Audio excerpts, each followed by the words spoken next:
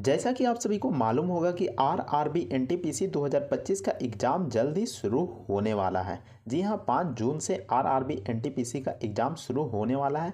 तो ऐसे में मैं आपके लिए हिस्ट्री के मोस्ट इंपॉर्टेंट क्वेश्चन लेकर आया हूं। तो एक एक क्वेश्चन बेहद ही इंपॉर्टेंट रहने वाला है, तो वीडियो को पूरा वॉच जरूर कीजिएगा। तो चलिए वीडियो को शुरू करते हैं।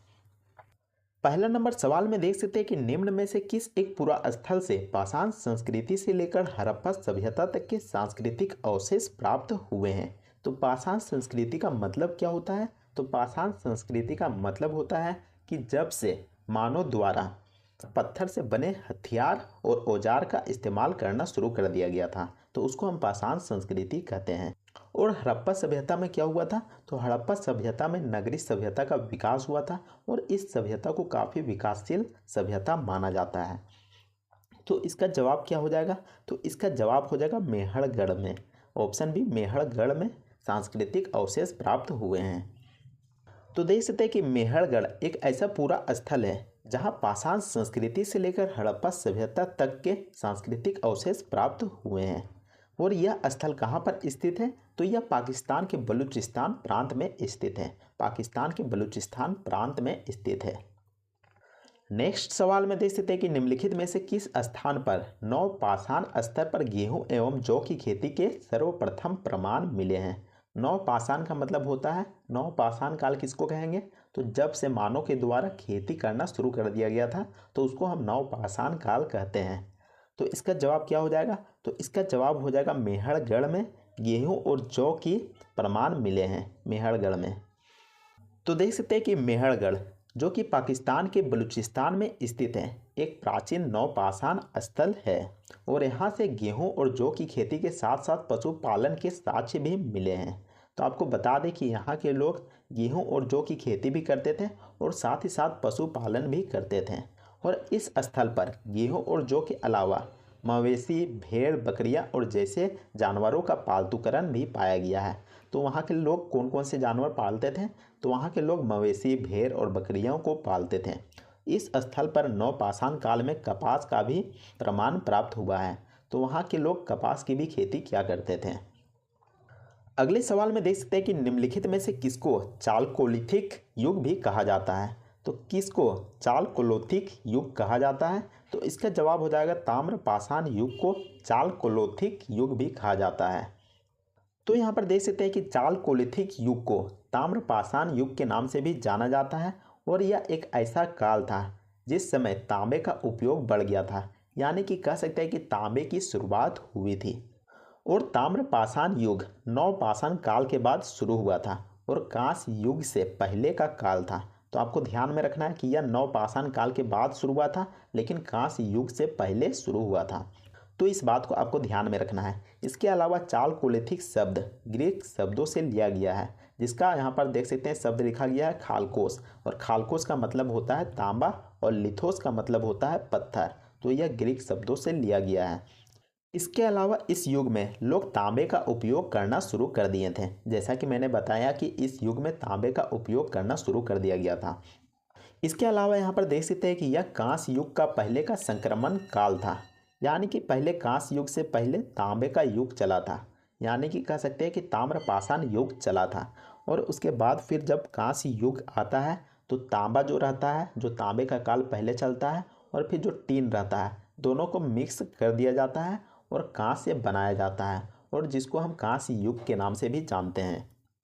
नेक्स्ट क्वेश्चन में देख सकते हैं कि प्राचीन काल में आर्यों के जीविकोपार्जन का मुख्य साधन क्या था। तो आर्य अपना पेट कैसे पालते थे? तो इसका जवाब हो जाएगा कृषि करके पालते थे। ऑप्शन ए, कृषि करके।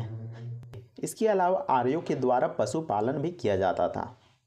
तो देख सकते हैं कि प्राचीन काल में आर्यों के जीविकोपार्जन का मुख्य साधन पशुपालन और कृषि था, और वे गाय, भैंस, बकरी, घोड़े जैसे पशुओं को पालते थे और उनसे दूध और गोबर आदि प्राप्त करते थे। तो आपको ध्यान में रखना है कि आर्य के द्वारा गाय, भैंस, बकरी, घोड़े जैसे पशुओं को पाला जाता था।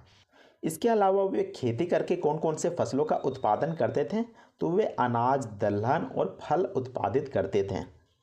नेक्स्ट सवाल में देख सकते हैं कि पूर्व पाषाण कालीन मानव का मुख्य धंधा क्या था। आखिर मानव अपना जीवन कैसे व्यतीत करते थे पूर्व पाषाण कालीन के समय? तो इसका जवाब हो जाएगा जब पूर्व पाषाण कालीन चल रहा होता है तभी लोगों को यह नहीं मालूम होता है कि आखिर खेती कैसे किया जाता है और फसल का उत्पादन कैसे किया जाता है। ऐसे में वह शिकार खेल के अपना जीवन व्यतीत करते थे। तो ऑप्शन डी बिल्कुल सही जवाब हो जाएगा, शिकार खेलकर। तो देख सकते हैं कि पूर्व पाषाण कालीन मानव का मुख्य धंधा शिकार और संग्रहण था। तो वे जंगली जानवरों का शिकार करते थे और साथ ही साथ पौधों से फल फूल जड़ें और अन्य खाद्य पदार्थ एकत्रित करते थे। और यह जीवन व्यापन का एक तरीका था जो उन्हें भोजन प्रदान करता था, कपड़े प्रदान करते थे और आश्रय प्रदान करते थे। कपड़े क्यों? क्योंकि पेड़ पौधे की पत्तियों से ही वह अपना शरीर ढकते थे। इसके अलावा पेड़ पौधे में ही सो जाया करते थे। इसके अलावा गुफा में भी सो जाया करते थे। इसके अलावा जो पूर्व पाषाण काल था वह प्रागैतिहासिक युग का एक काल था जिसका कार्यकाल कब से कब तक था? तो यह लगभग 25 से 20 साल पहले से लेकर 12,000 साल तक चला था। और इस काल में मानव ने पत्थर के बने औजार बनाने शुरू कर दिए थे। तो आपको ध्यान में रखना है कि इस काल में मानव के द्वारा पत्थर के औजार बनाना शुरू कर दिया गया था। नेक्स्ट सवाल में देख सकते हैं कि मानव सावधानों में कुत्ते दफनाए गए थे। मानव सावधानों का मतलब हो गया कि मानव के कब्र में मानव के साथ साथ कुत्ते को भी दफनाया गया था। तो कहाँ पर दफनाया गया था? तो इसका जवाब हो जाएगा बुर्ज होम में दफनाया गया था, ऑप्शन बी। तो देखते हैं कि बुर्ज होम जिसे प्लेस ऑफ बिर्ज के नाम से भी जाना जाता है और जो बुर्ज होम है वो कहाँ पर स्थित है? तो वह जम्मू और कश्मीर के श्रीनगर जिले में स्थित है और यह एक नवपाषाण स्थल भी है। नवपाषाण काल लगभग कब से कब तक चला था? तो यह 4000 ईसा पूर्व से लेकर 2500 ईसा पूर्व तक माना जाता है।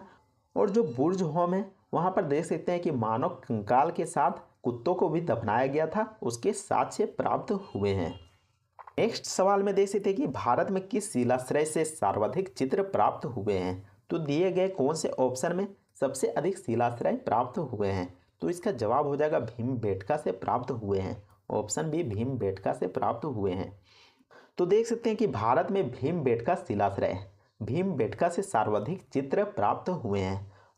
और भीमबेटका कहाँ पर स्थित है? तो यह मध्य प्रदेश के रायसेन जिले में स्थित है।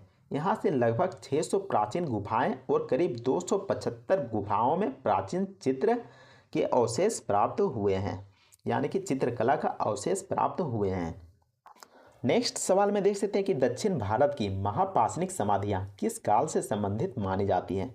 तो जो महापाषाणिक समाधियाँ हैं वह किस काल से बिलोंग करती है? तो इसका जवाब हो जाएगा लोह काल से, यानी कि लोह युग से, ऑप्शन डी बिल्कुल सही जवाब हो जाएगा।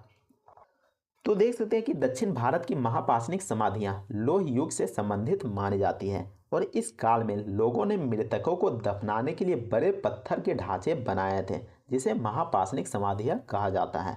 तो महापाषाणिक समाधियां किसको कहते हैं? तो इस काल में हुआ क्या था कि जो मरे हुए लोग रहते थे उसको दफनाने के लिए बड़े बड़े पत्थरों का ढांचे का प्रयोग किया जाता था और इसको ही हम महापाषाणिक समाधियां कहते हैं। तो आपको ध्यान में रखना है। इसके अलावा यह काल कब से कब तक चला था? तो यह काल लगभग 1000 ईसा पूर्व से लेकर 100 ईसा पूर्व तक रहा था। नेक्स्ट सवाल में देख सकते हैं कि राग का टीला निम्नलिखित में से किस नवपाषाणिक स्थल से संबंधित है? तो राग का टीला किस नवपाषाणिक स्थल से संबंधित है? तो इसका जवाब हो जाएगा उतनूर से संबंधित है, ऑप्शन बी।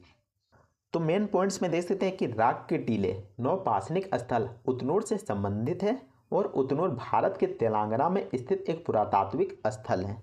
तो उतनूर कहाँ पर स्थित है? तो भारत के तेलंगाना में स्थित है और राग के टीले के लिए भी जाना जाता है। नवपाषाण युग के दौरान इस क्षेत्र में रहने वाले लोगों द्वारा छोड़ी गई राख और जली हुई मिट्टी के ढेर भी प्राप्त हुए हैं। तो इससे पता चलता है कि उतनूर में राग के टीले मौजूद थे। अगले क्वेश्चन में पूछा गया कि भारत में शुतुरमुर्ग किस युग में पाए गए थे? तो किस युग में भारत में शुतुरमुर्ग पाया गया था? तो इसका जवाब हो जाएगा पाषाण काल में, ऑप्शन ए पाषाण काल में। और पाषाण काल की शुरुआत कब से माना जाता है? तो पाषाण काल की शुरुआत तब से माना जाता है जब मानव के द्वारा पत्थर के बने हथियार और औजार बनाना शुरू कर दिया गया था और इसका इस्तेमाल करना शुरू कर दिया गया था। तो यहाँ पर देख सकते हैं कि भारतीय उपमहाद्वीप में पाषाण काल के दौरान शुतुरमुर्ग मौजूद थे। इसके अलावा भारत में शुतुरमुर्गों के प्रमाण विभिन्न पुरातात्विक स्थलों पर पाए गए हैं। और क्या पाया गया है? तो जीवाश्म अंडे के छिलके पाए गए हैं। इससे यह साबित होता है कि पाषाण काल में शुतुरमुर्ग मौजूद थे। इसके अलावा जीवाश्म अंडे के छिलके कहाँ से प्राप्त हुए हैं? तो यह राजस्थान और मध्य प्रदेश जैसे क्षेत्रों में प्राप्त हुए हैं या फिर मिले हैं। उम्मीद करते हैं कि आपको यह जानकारी और वीडियो पसंद आया होगा। अगर वीडियो और जानकारी पसंद आती है तो वीडियो को लाइक कीजिएगा और चैनल को भी सब्सक्राइब जरूर कीजिएगा। तो मिलते हैं नेक्स्ट टॉपिक के साथ नेक्स्ट वीडियो में। तब तक के लिए जय हिंद, वंदे मातरम।